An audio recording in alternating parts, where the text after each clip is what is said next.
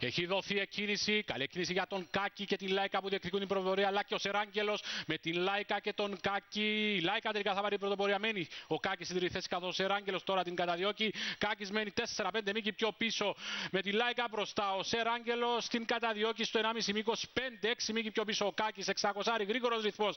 Λάικα, Σεράγγελος στα 2 μήκη. 5 μήκη πιο πίσω είναι ο Κάκης. 500 πάντα μπροστά η Λάικα. 3 μήκη από τον Σεράγγελο. Προσπαθεί ο Κάκης να καλύψει.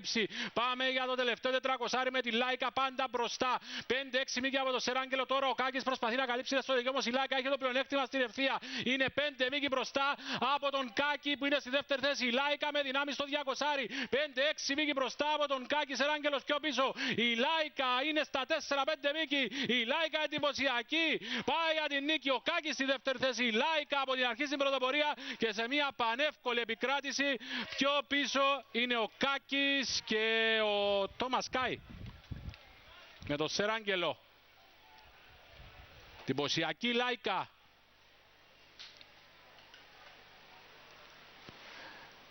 Παίρνει μετά τα πρώτα μέτρα την πρωτοπορία και κερδίζει εύκολα. Ο Κάκης, παρά το ότι έμεινε πίσω μετά την εκκίνηση, κάνει καλό φίλο να περάσει δεύτερος, καθαρά μάλιστα. Τόμας Κάι και ο Σεράγγελος στην δεύτερη θέση.